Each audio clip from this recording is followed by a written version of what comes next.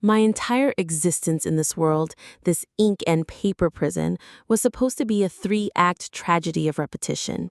Act 1, Mrs. Sinclair, the missus has run away.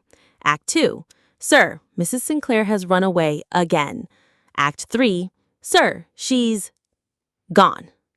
My whole youth, a looping track of fetching a runaway I didn't care about for a man I barely knew. It was a bizarre, thankless marathon, and for the life of me, I couldn't understand where the female lead, Celine Everly, got her boundless energy. All she did was run. I, on the other hand, was tired of running. So the first thing I did after waking up in the body of this nameless executive assistant was quit. To hell with his wife, her drama, and his predictable fury. I was checking out first. Mrs. Sinclair, she's run off again. The words felt foreign on my tongue, the last gasp of the character I was supposed to be. Across the vast mahogany desk, Julian Sinclair, a man sculpted from marble and shadows, stood with his back to the panoramic view of the New York skyline. His dark eyes, sharp enough to cut glass, pinned me in place. His voice was a low command, devoid of any warmth. Find her, bring her back. According to the novel script, this was my cue. I was supposed to nod meekly, accept the order, and vanish, my role in their epic, infuriating love story fulfilled for the chapter. But I had read the whole book. I knew the score.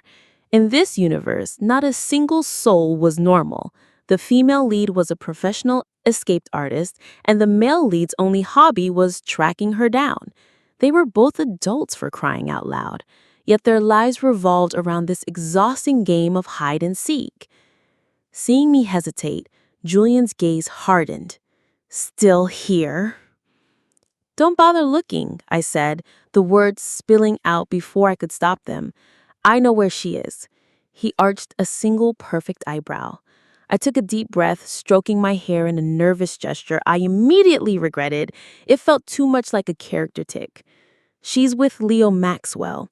He has her stashed in a secluded estate upstate. Leo Maxwell, the tragic second male lead, the designated getaway driver. 10 of Celine's escapes and at least 8 were courtesy of him. I sighed, feeling a strange sense of responsibility. Sir, when you get her back, please, for the love of all that is holy, don't argue with her. If you do, she'll just run again. I didn't wait for his reaction, stepping closer and summoning a burst of reckless courage. I gave his shoulder a firm, comradely pat. The fabric of his $1,000 suit was crisp under my hand. Mr. Sinclair, from now on, just try to live a happy life together. No more drama. She'll eventually give you a whole flock of little heirs and heiresses. Go be a serious businessman, earn money for diapers and formula. Wouldn't that be better? With my piece said, I unclipped the ID badge from my blouse and placed it gently on his desk. I'm resigning, effective immediately. Let's not meet again. I turned, my heart pounding a rhythm of sweet, sweet freedom. I was almost at the door when a hand shot out and clamped around my wrist. I froze. Julian's face was a mask of utter bewilderment, a crack in his perfectly molded facade. There was a flicker of something almost like disbelief in his eyes. You want to leave me? Well, yeah, what else? I asked, confused. He blinked and a slow, dawning comprehension spread across his features. It was the most terrifying expression I had ever seen. See, he murmured, his voice dropping to a conspiratorial whisper. You're jealous. He nodded to himself as if solving a complex equation. I'm always making you find Celine. You're jealous of her, aren't you? That's why you're acting out.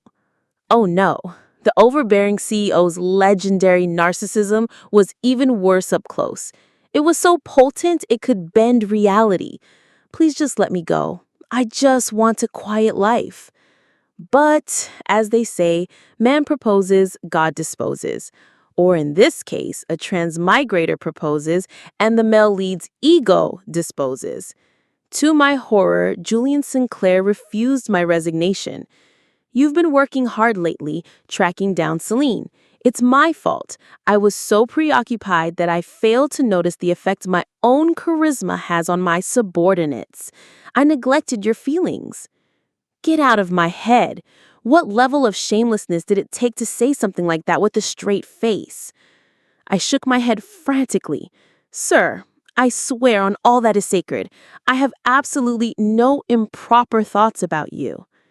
He smiled, a slow, predatory curve of his lips. Then you have even less reason to resign. He clasped his hands behind his back, looking immensely pleased with himself. Besides, he declared, you're the only one who's this good at finding lost puppies. He was calling his wife a lost puppy, and he thought my skill for tracking her down was a compliment? This was going to be harder than I thought. 3 days had passed since I told Julian Sinclair where his runaway wife was hiding. 3 agonizingly long days in which he had done precisely nothing about it. Instead of storming upstate to retrieve Celine, he had thrown himself into work with the bizarre intensity, dragging me, his newly promoted against my will head of puppy retrieval, along for the ride. Early mornings, late nights, endless meetings.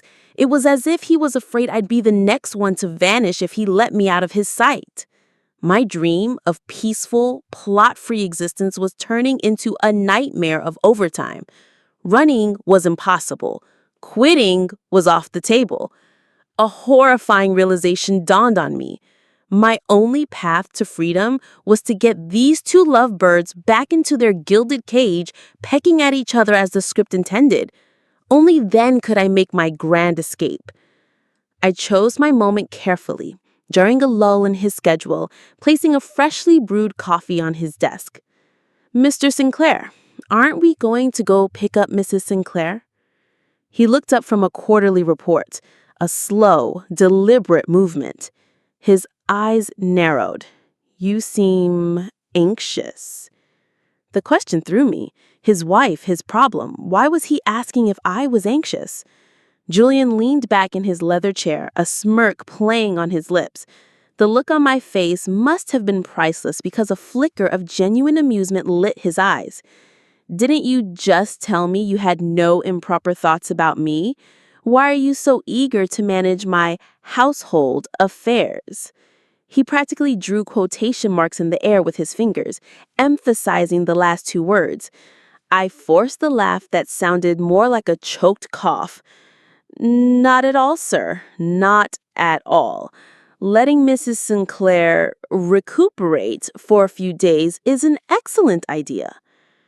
To my surprise, before Julian's infuriating games could continue, Celine Everly took matters into her own hands. We were in the middle of a tense board meeting when the heavy oak doors were thrown open with a resounding bang. There she stood, Celine Everly, draped in a simple white dress, her eyes shimmering with unshed tears. She was stunningly beautiful, with a waist so slender I could have circled it with my 2 hands. My first thought, completely unbidden, was, can someone that frail really give birth to 7 children? The things that happen in novels are truly wild. My second thought was one of professional instinct. This was a private matter. Julian, she cried out, her voice trembling with emotion. Is your work more important than I am? Dead silence. You could hear a pin drop. The assembled board members, titans of industry moments ago, were now just a captive audience to a daytime soap opera, their dazes darting between the door and their CEO. I moved quickly, gathering my papers. As the designated assistant, it was my job to clear the scene and give the estranged couple their privacy. But as I slipped out the door, I saw him. Leaning against the opposite wall, his eyes cast down, was Leo Maxwell. A bitter, ironic smile played on his lips.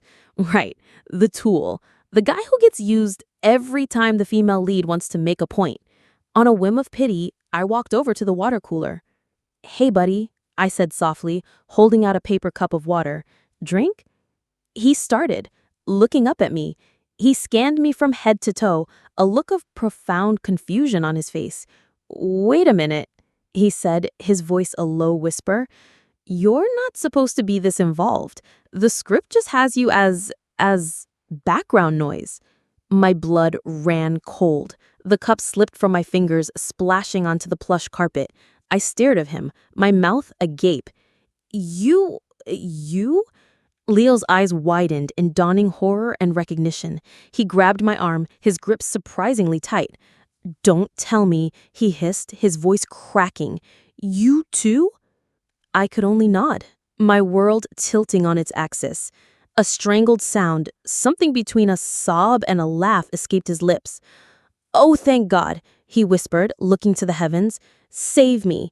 This whole being used personality type is so not a good look for a trust fund kid like me."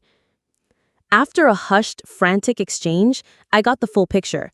Leo was also a transmigrator, but his situation was infinitely more tragic. He was bound by a damn system that activated every time the main couple fought, forcing him to whisk Celine away. I'm supposed to be a playboy, a good-for-nothing trust fund kid. How in the world did I become a simp? And a simp for another man's wife, no less? Damn these pop-up ads to hell. Strangely, seeing his utter meltdown made me feel a little better. Misery loves company after all. We'd only managed to exchange a few more words when the conference room door swung open again. Celine emerged first, her eyes still red-rimmed, but her composure seemingly restored. Julian must have worked his magic. She walked right up to Leo. "Leo," she said softly, I won't be going back with you for now. Thank you for taking care of me these past few days." Leo, who clearly wanted nothing more than to boot Celine out of his life, was forced to put on a show. His face became a masterpiece of repressed sorrow, reluctant sacrifice, and the noble pain of letting go of the woman he loved. Anyone watching would agree, the Academy owed this man an Oscar. Julian, on the other hand, remained as expressive as a block of granite. He just stood there, his lips pressed into a thin, displeased line. What was going on? Had they made up or not? While I was still puzzling it out, Leo moved to deliver his final, system-mandated line. He shot Julian a look that was meant to be sharp and challenging. "If you don't treat her well, I will be back to take her away." With his piece said, he turned and strode away with all the dramatic flair of a departing hero. He only made it halfway down the hall before he seemed to remember we hadn't actually exchanged contact information. He spun back around, pointed a decisive finger at me, and jerked his chin toward the exit. "You, walk me out." I understood immediately and started to follow, only to be yanked back by my collar. "My assistant." Julian's voice was ice. "Where do you think you're going without my permission?" Leo stopped, turning back with a look of pure exasperation. "Julian Sinclair, have you got no shame? I brought your wife back for you." And at this point, Celine finally sensed that something was deeply wrong. "She's just an assistant. Julian, what's wrong with you?" My mind was screaming in agreement. "Yes, what is wrong with you, boss? Aren't you supposed to be sweeping the female lead off your feet right now for a passionate, story-progressing kiss?" But to my utter disbelief, Julian ignored Celine completely. He gave me a cold, hard look. "We have an urgent project to discuss. In my office, now." He then glanced at Celine. "I'll have the driver take you home." "You're sending me home alone? Isn't the driver a person?" That was the last straw. As predicted, Celine's eyes filled with fresh tears. She glared straight at me, her gaze filled with the fire of a woman betrayed. "I shouldn't have come back," she choked out. "Leo, let's go." Leo, who had just been about to taste freedom, froze mid-stride. I could practically see the system notification flashing in his mind's eye. And just like that, the missus ran away. Again. I spun on Julian. "Mr. Sinclair, you just got her back. What is the point of having a meeting right now?" He turned to me, his face a mask of perfect innocence. "But you were the one who told me to work hard, to earn money for baby formula." The problem, my dear CEO, is that you need a wife before you need formula. As if sensing my unspoken frustration, Julian's eyes narrowed. You, on the other hand, you seemed awfully friendly with Leo Maxwell. You knew Celine was at his estate without even investigating. Unless... My heart hammered against my ribs. He couldn't possibly know. Unless, he continued, his voice dropping low, you were the one who contacted Leo Maxwell in the first place. You deliberately arranged for him to take Celine away, also you could have me to yourself. He looked deadly serious, as if he had just uncovered a grand conspiracy. I have underestimated a woman's jealousy, and my own irresistible charm. I bear some responsibility for this. I'll let it slide this once, but don't let it happen again. Save me. This man had a terminal case of CEO syndrome, and it was absolutely incurable.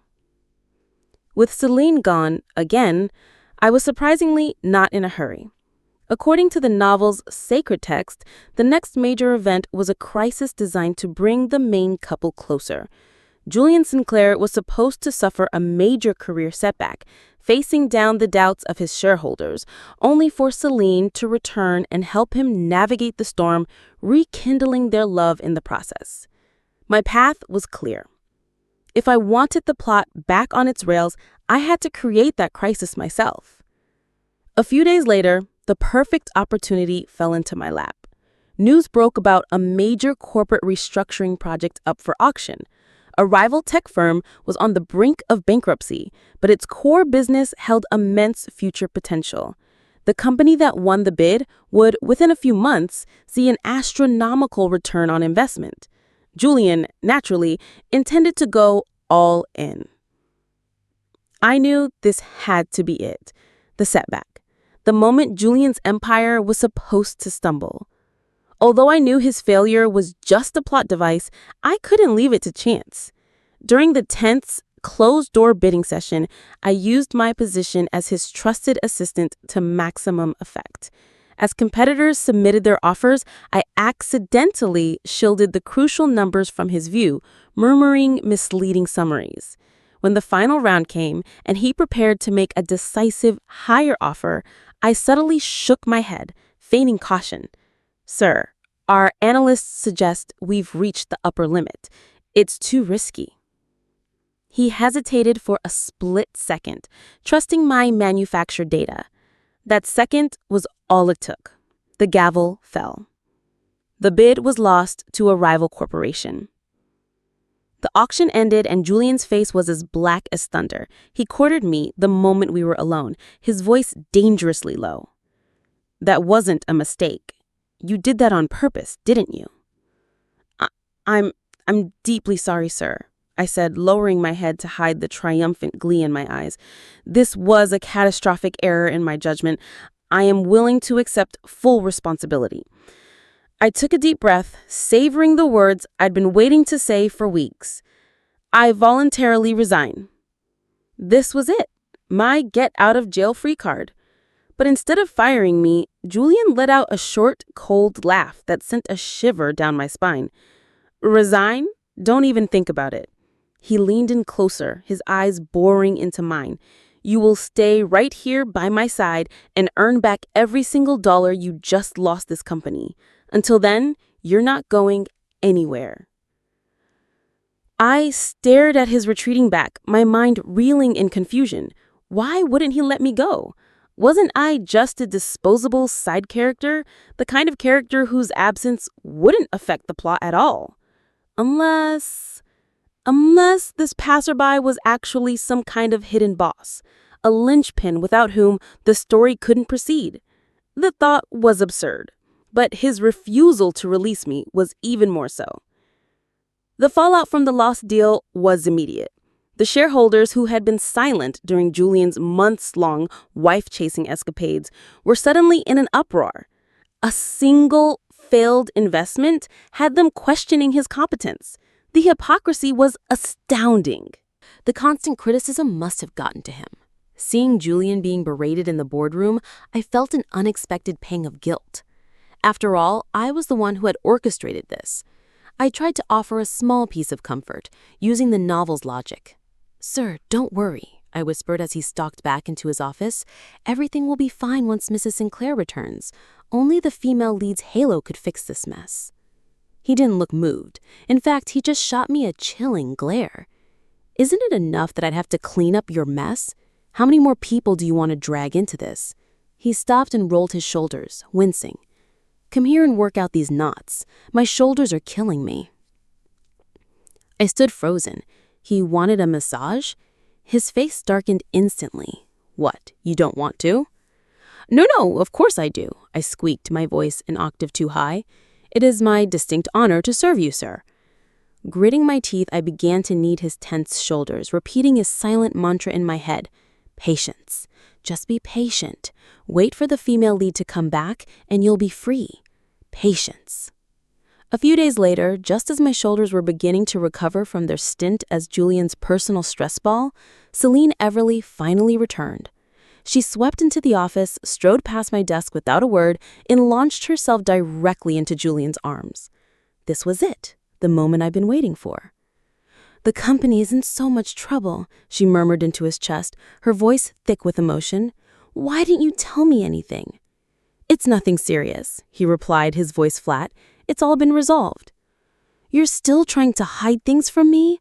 Celine pulled back, her eyes shining with earnestness. "I still have some personal funds. I can give them to you. It's not much, but—" "There were no damages," Julian cut her off. He paused, letting the words hang in the air before delivering the final blow. "I just received news. The project we were bidding on has been ordered to cease all operations due to environmental protection violations. The company that won the bid is now facing catastrophic losses." He looked past Celine's shoulder, his gaze landing directly on me. A slow, meaningful smile spread across his face. "In fact, it's all thanks to my assistant here that we managed to avoid that tragedy." I felt the blood drain from my face. Oh, no. No. How could the one thing I did to follow the plot be the thing that completely derailed it? The color vanished from Celine's face as well. The triumphant return, the noble sacrifice she was prepared to make, it had all been rendered meaningless, and the credit had been given to me.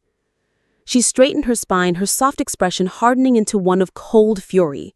She turned her gaze on me and then back to Julian, her voice sharp and imperious. "I want you to fire her, immediately." Julian didn't even blink. "For what reason?" "Reason?" Celine's laugh was brittle.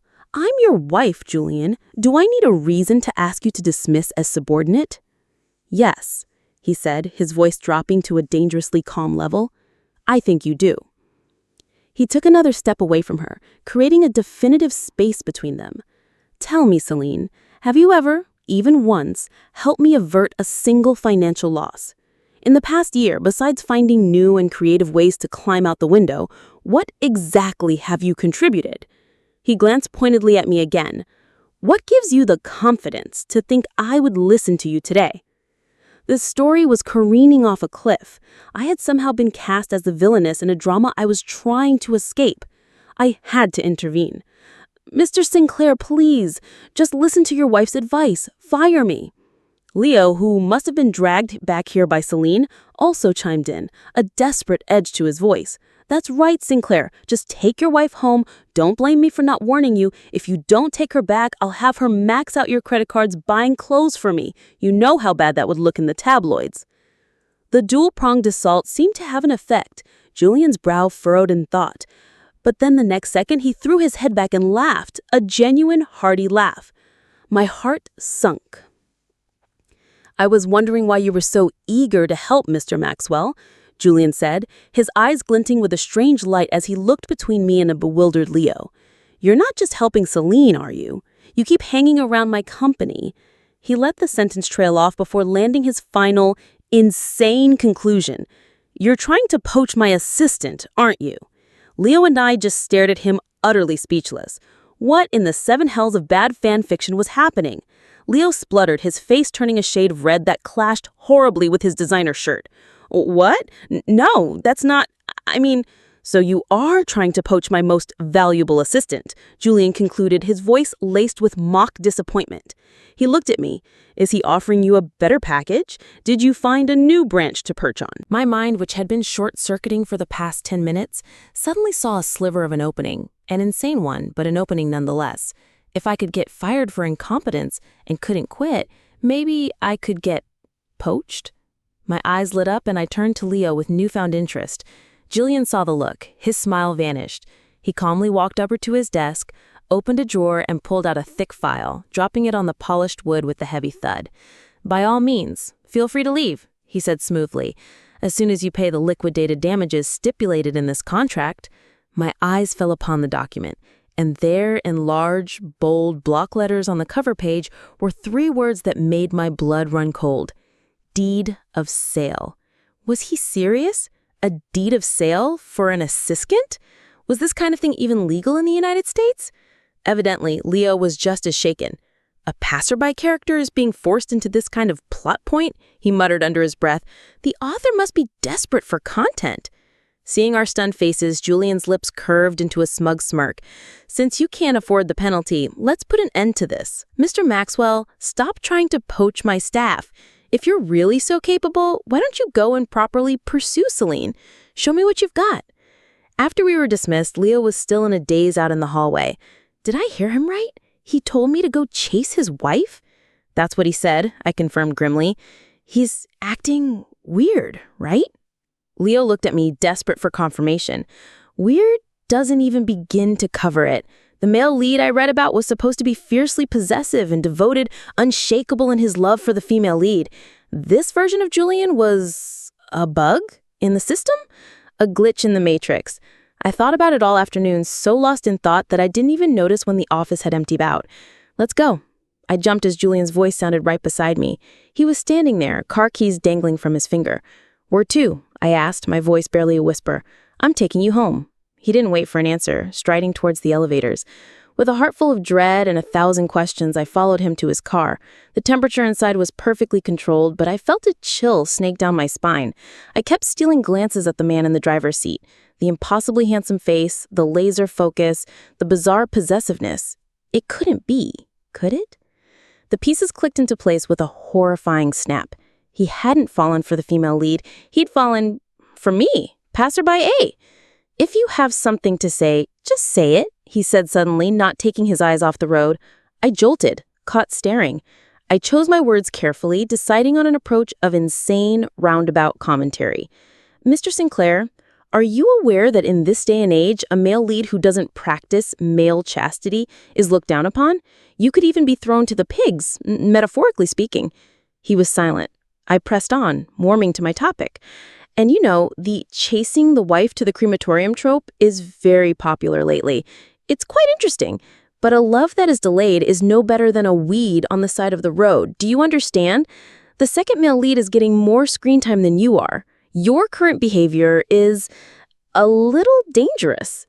Finally, he spoke, his voice laced with utter confusion. "What exactly are you trying to say?" "What I'm trying to say," I stammered, my courage failing me, "is that you should go and apologize to Mrs. Sinclair. And then for the love of God, stay away from the vortex of drama that is my life."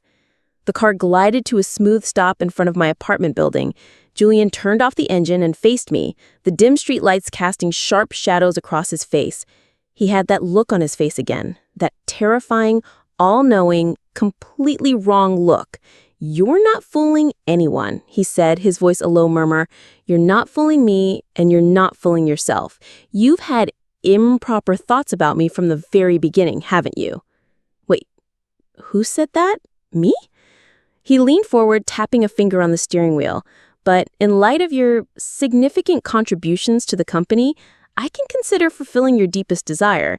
He paused for dramatic effect. "I will give you the opportunity to pursue me." The sheer audacity of it left me breathless.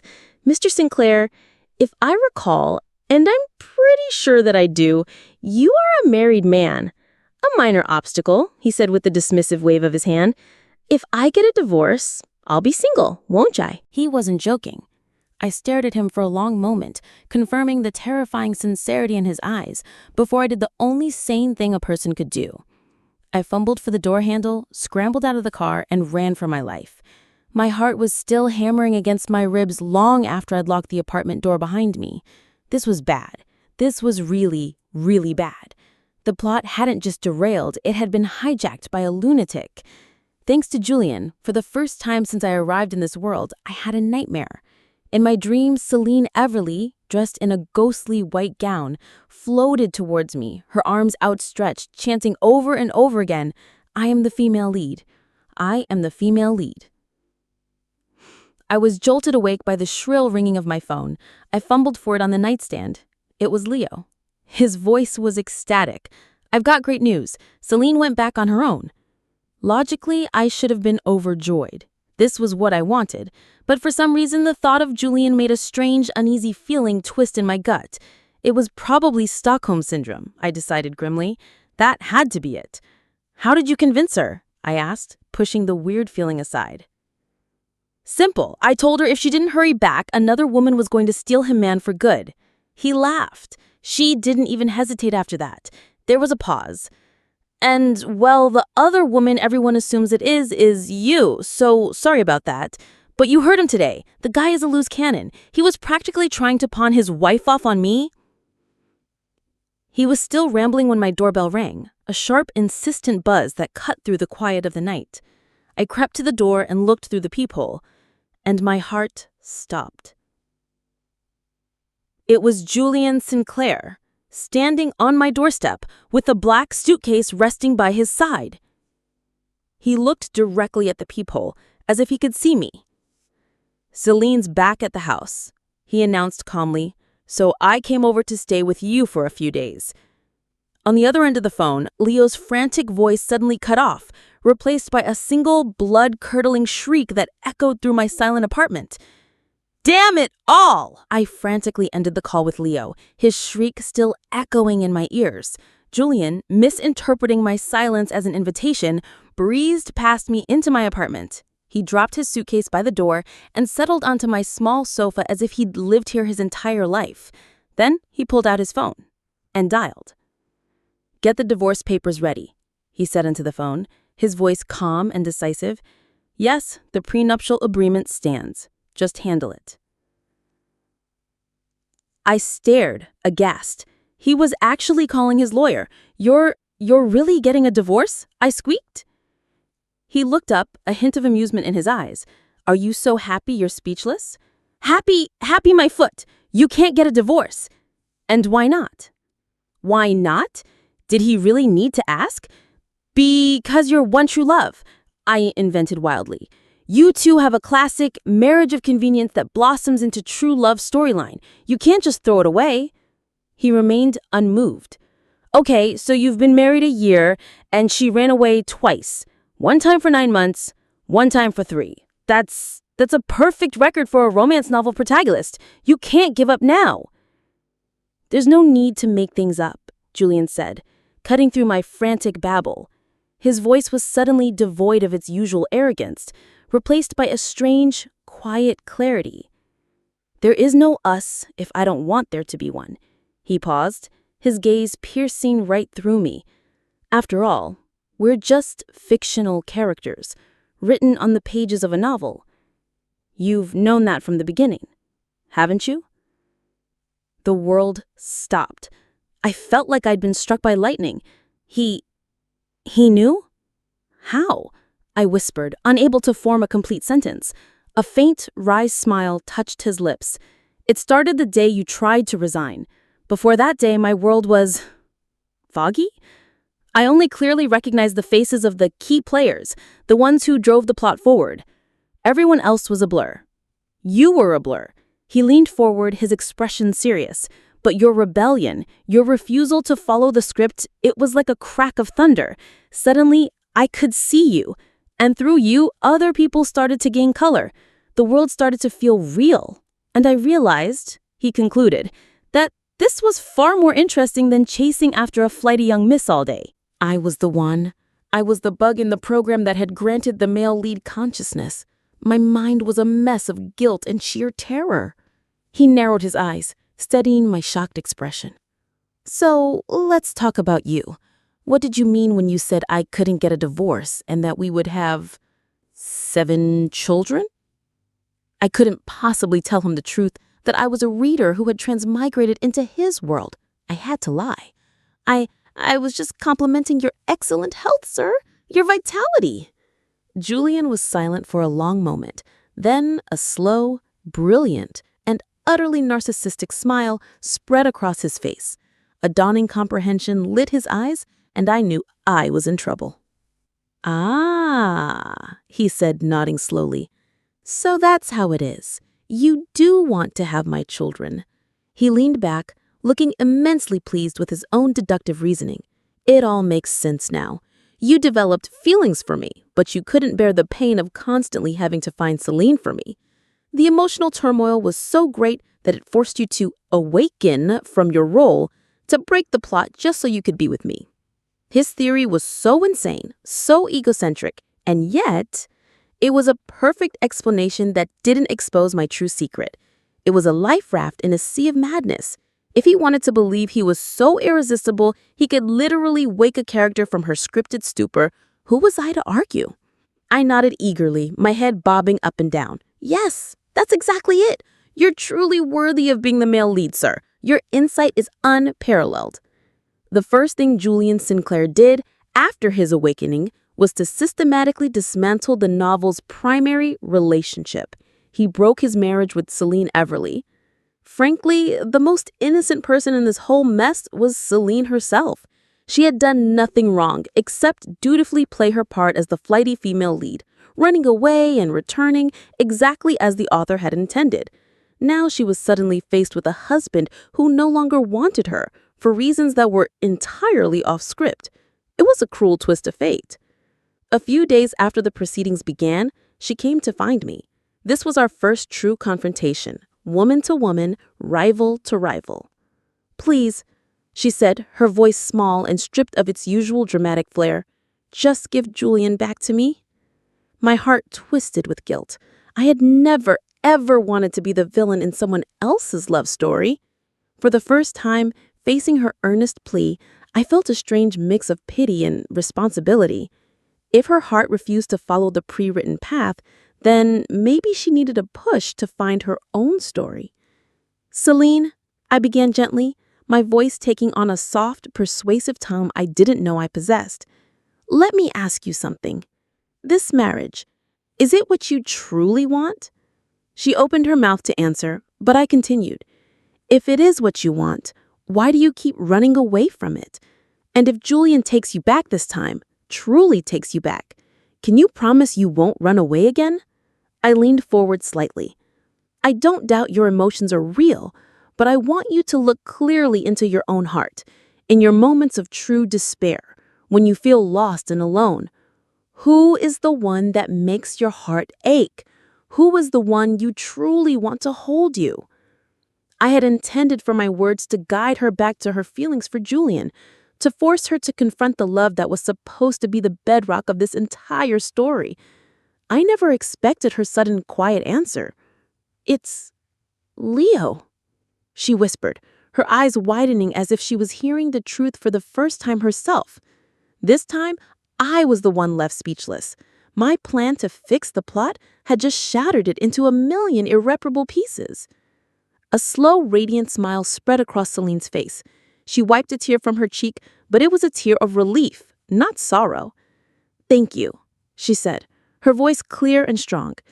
I will finalize the divorce with Julian, and I wish you both happiness.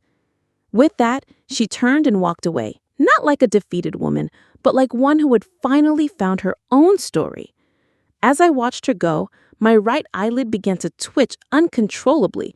A plot collapse of this magnitude? That should be fine, right? Well done. I jumped as Julian's voice came from behind me. He must have walked up during the end of our conversation. He took my hand, his grip warm and firm. You must have rehearsed that scene in your head 1,000 times to make it sound so smooth, he said, his eyes filled with a look of profound admiration and something that looked disturbingly like pride. I awakened too late. I'm sorry I made you suffer for so long. He thought I'd planned that whole speech as a brilliant strategic move to eliminate my rival. He was so impressed with my supposed cunning. The words to correct his delusional fantasy rose in my throat, but then I swallowed them back down. I looked at the man holding my hand, the handsome, powerful, and now self-aware male lead of this world, and I thought, if I can never go back to my reality, maybe holding on to his golden thigh wasn't the worst possible outcome. Of course, Leo Maxwell did not think it was a good idea. That night, my phone rang with the force of a hurricane. "What in the seven hells did you say to Celine?" he yelled, his voice cracking with panic. "Why is she divorcing Julian and now insists on being with me? This is completely different from my system's mission. It said I could only go back after I fulfilled my role as the tragic second lead who never gets the girl. This is..." His voice was suddenly cut off by a terrified yelp. "Wait, calm down. Don't come any closer." It seemed Celine was with him. After he had apparently barricaded himself in a bathroom, his voice returned, hushed and urgent. "Listen, before I'm smothered to death by a newly liberated female lead, I have to tell you something. I think I found a bug in this world system." He explained that his transmigration had happened after he clicked on a pop-up ad for a web novel platform called Inkwell. On a whim, he had searched for the company in this world and impossibly found it. My eyes widened. "You mean the novel exists here?" "Yes," he confirmed. "I found it. But look at the link I'm sending you." My hands trembled as I opened the web page on my laptop. It was the novel, but the synopsis was all wrong. It read, "In a stunning twist of fate, the cold-hearted CEO finds his world turned upside down by a humble passerby.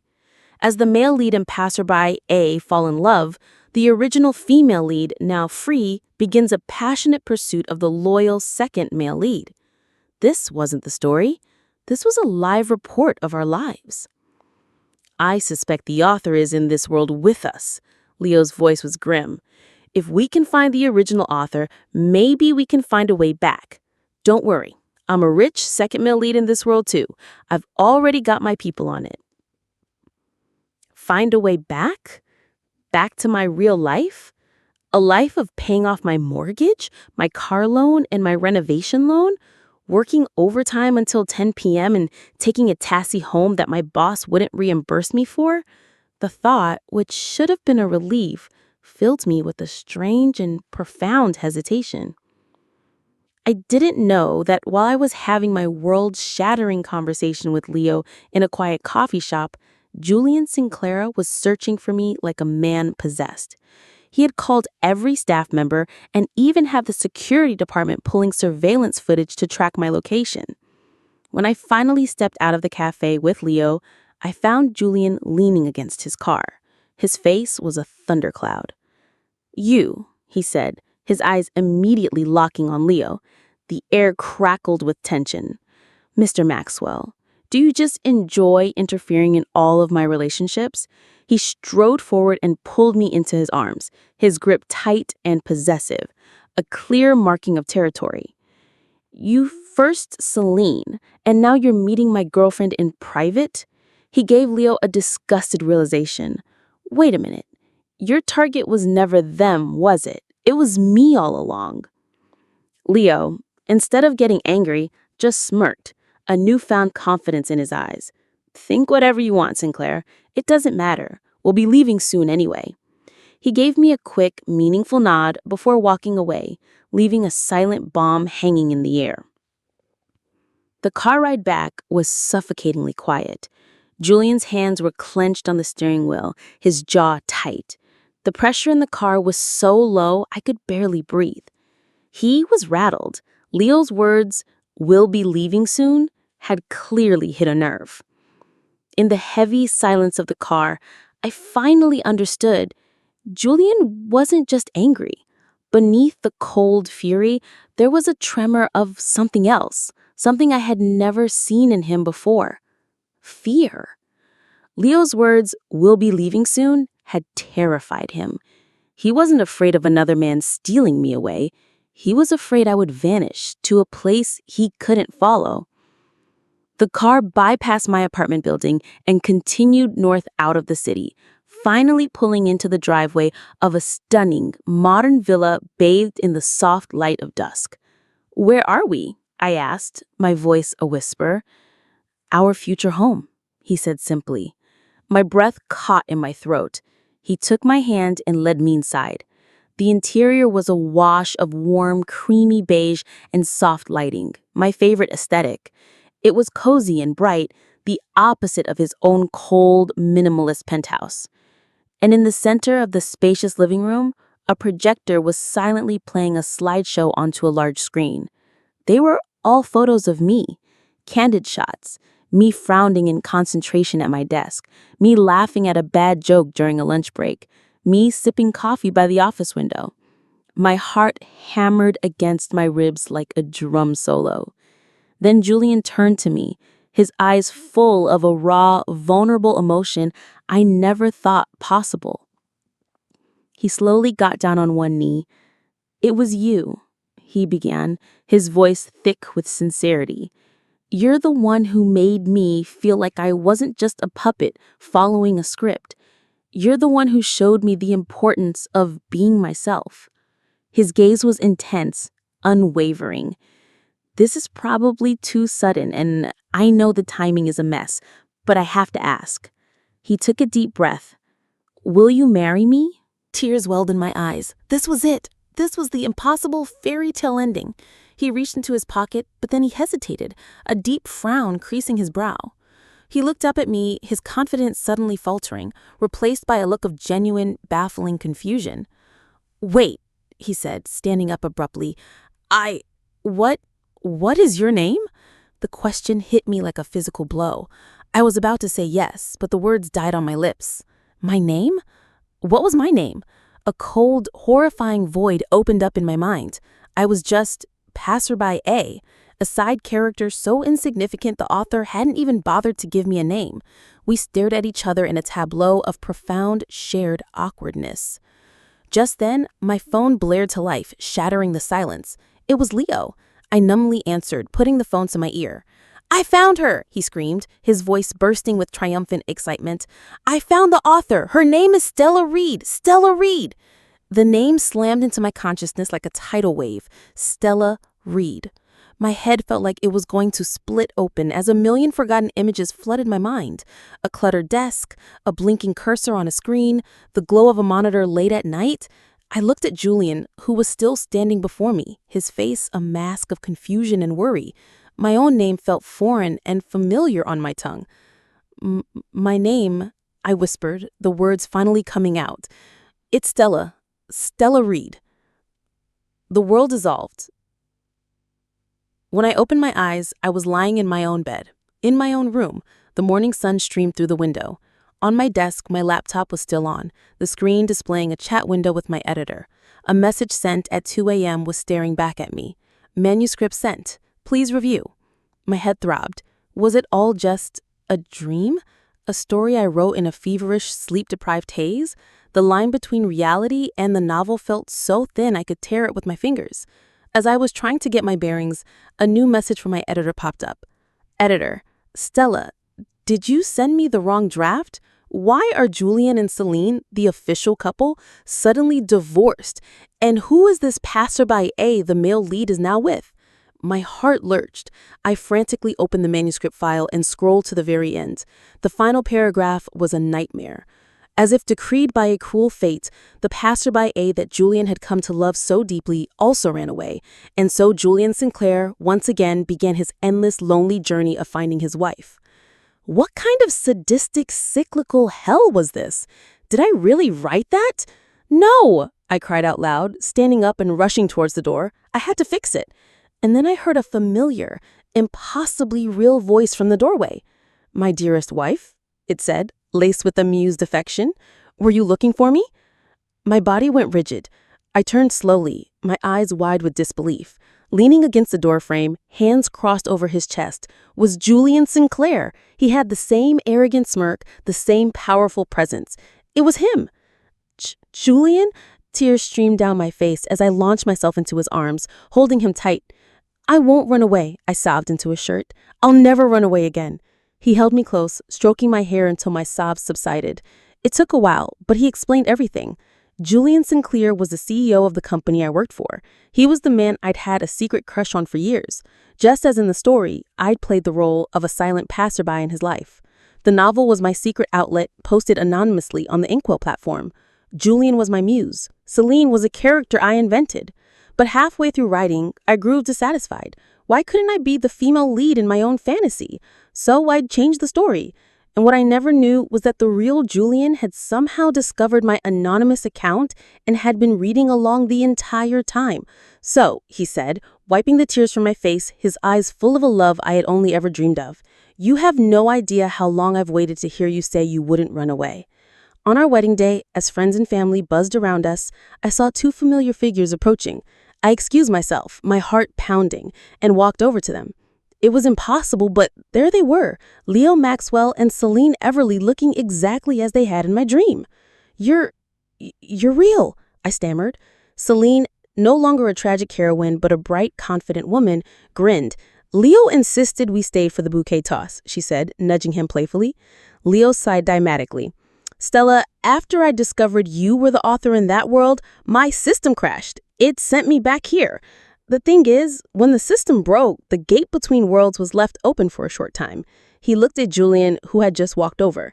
"Julian Sinclair, the character you wrote, walked right out of the novel and into our world." My head was spinning. I looked at my husband. "So you're you?" "The timeline is different between worlds," Julian explained gently. "When I arrived here, you were still in high school. I chose to stay. I built my business based on the framework of my character, and I waited. I made sure to hire a very promising writer's assistant the moment she graduated from college. And after you both disappeared, my world felt empty.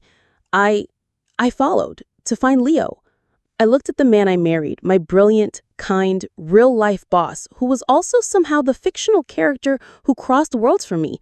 So who are you?" I asked, my voice full of wonder. "The real one or the fake one?" He took my hands in his smile warm and reassuring. "They are all me. Does it really matter?" He was right. It didn't. He was here. That's all that mattered. A few days after the wedding, Julian found me rereading my old, ridiculous novel. He leaned over my shoulder, his chin resting on my head. "You know, that part at the beginning where you wrote that I would have 7 children?" I blushed furiously. "That was just a silly trope that was popular at the time." "I don't know," he muttered, his voice dropping to a low, suggestive whisper as he spun my chair around to face him. "I think it's an excellent idea." He leaned in, his lips close to my ear. "Let me help you fulfill your wish."